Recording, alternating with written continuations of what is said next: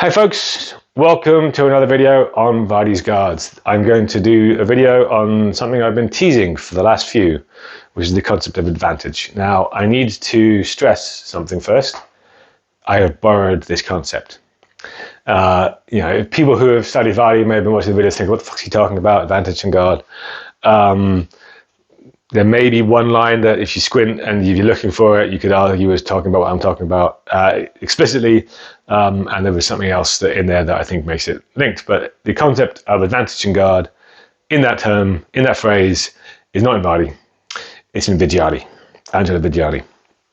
Angelo Viggiani is probably the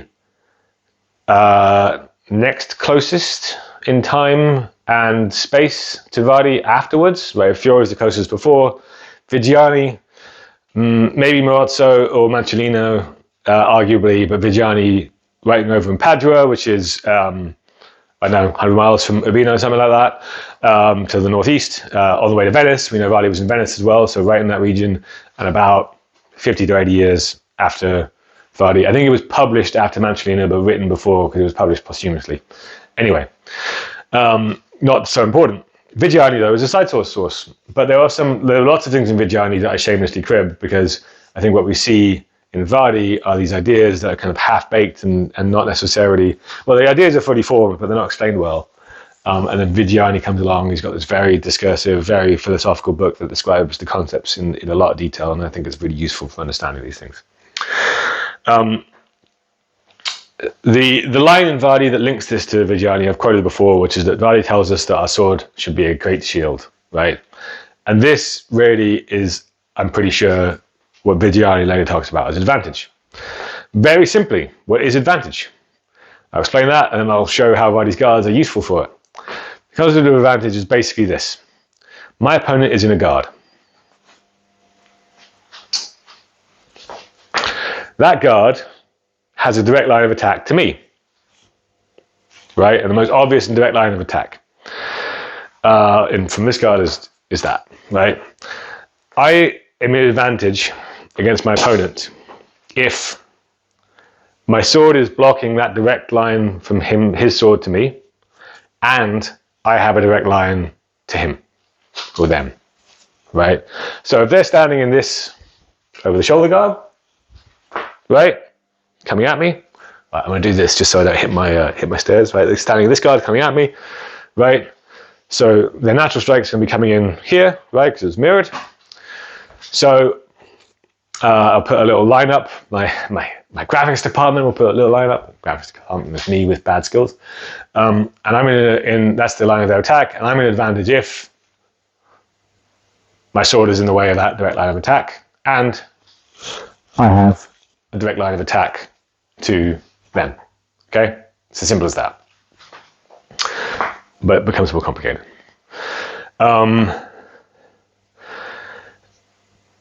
The converse of that is disadvantage, right? But disadvantage is literally just the opposite. So if I'm in a position of advantage, my opponent is in a position of disadvantage. Okay? They do not have a direct line of attack, and they are worried about direct line of attack to them. Viggiani doesn't use this term, but the way I like to describe it is sometimes neither person is in advantage, right? So if we're both in the same guard, right, we're both in this guard, right? Neither of us are blocking the other person's sword. Both of us have a direct line of attack. We're in a neutral position.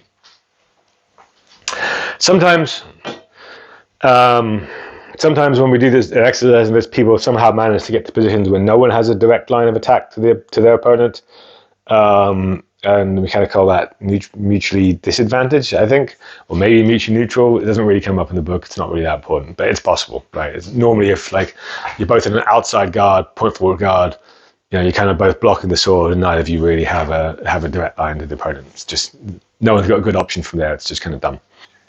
So why care about advantage, right? Why care about this concept, right? And I need to stress, it's not that you shouldn't fence from neutral, right? It's not that advantage is the name of the term, but it doesn't mean that this is the best position, you must always get to it. It is a specific position where you have a particular kind of advantage, right? What it means is, right, essentially, you have a more direct strike than your opponent. And it's not that your opponent can't strike you, right? As I've shown many times, right? If I'm here, if this is blocked, fine. That's not, right? That's not. That's not, right? So it's not that you are magically safe from every strike from the opponent, but what it means is that they need to do a less direct strike in order to strike you. This may or may not be a problem for your opponent, right? And this is kind of one of the critical things with advantage, that I may have settled here, blocked something, but my opponent might be someone who really loves actually striking to weird targets. He doesn't give a shit, right? They don't give a shit.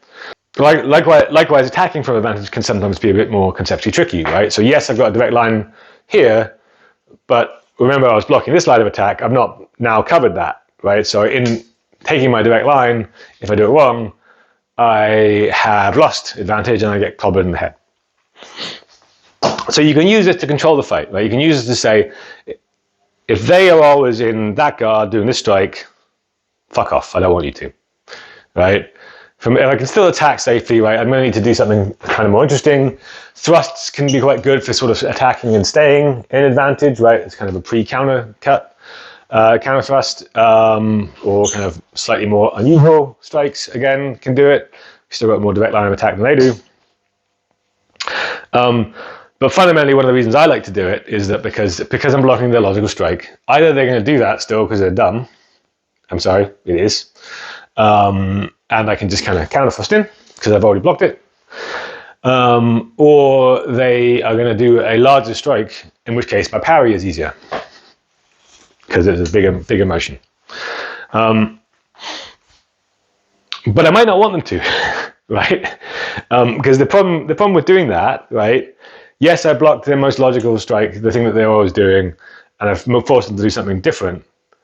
But what if I just want them to do the thing that they keep doing? Because of course, if I know what they're going to do,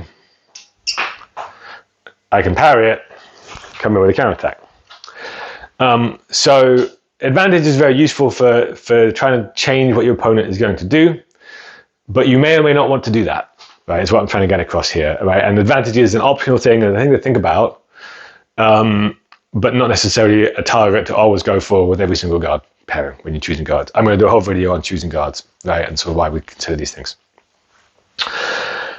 Having said all that, you don't really want to be in a position of disadvantage unless you want to do something funky, right? And when you are in a position of disadvantage, you need to recognize it and be like, okay, I've not got a direct line of attack. He does, they do. What am I gonna do, right? Because you do need to think more carefully about your attack if you are in a position of disadvantage. Vadi's guards are not all equally good for this, right? And I've touched upon this. The mid guards really are the best, right? With just using the mid guards, you can find advantage over anyone. High guards, these two high guards are also very good for it, particularly if someone is in a high guard. Obviously, then a low guard, no. And the low guards are absolutely useless for advantage. They do not block any of the most direct lines of attacks. They're blocking less direct lines of attack to the legs. So you never have advantage if you're in a low guard. And again, it's not necessarily bad, just note it. Falcon then is a weird one. Falcon is both never in advantage and pretty much never in disadvantage, because of where it is across the body, because it is so high. Even if someone is kind of chasing it, like up here, the direct line becomes a direct line to the hands. And if they're too low, there's a direct line to the head, and there isn't really that sweet spot. Falcon also is very good at kind of cutting around stuff and still having a fairly direct line. So in particular, Falcon is one that, if someone's in Falcon, don't try and seek advantage. You're going to really struggle with it, and it's not going to be very useful for you if you do. Last thing I want to say about concept of advantage is that it is, particularly when people are moving a lot, really fucking tricky, because it can be quite, like if I'm standing here, it's straightforward enough to see, but if people are moving around, some quite subtle differences can change whether you're in a position of advantage or not. Again, imagine that's my attacking line, right? Here, I'm in advantage, right? I'm blocking it. Here I'm not. Comes around. Or here I'm at advantage. Here I'm not. One of the worst positions to be in is when you think you're at an advantage and you're not. When you think you're safe, you think you don't have to defend a particular line, and actually you're wrong, and they can just kind of come straight in. So that's something else to watch out for, right? If someone looks like they think they're covered, are they not, right? And again, I'll talk about that a bit more in a later video. So on and all, advantage, right? You know, very useful concept for understanding the relative guard positions that you and your opponent are in. So one of the first things to think about, what's blocked by the guard? Is it blocking what I want to do? I'm in disadvantage. Or is nothing blocked and I can go wherever I want. And the main thing with all of this is using that assessment to decide, A, what are they likely to do, B, what can I do against them if they do that? And, you know, strike to a target which is open rather than strike to a target which is closed by the sword. I keep promising future videos. I will do a future video on kind of like guard choices and changing guards and all this kind of stuff, where advantage is kind of a critical concept to understand. Thanks for watching.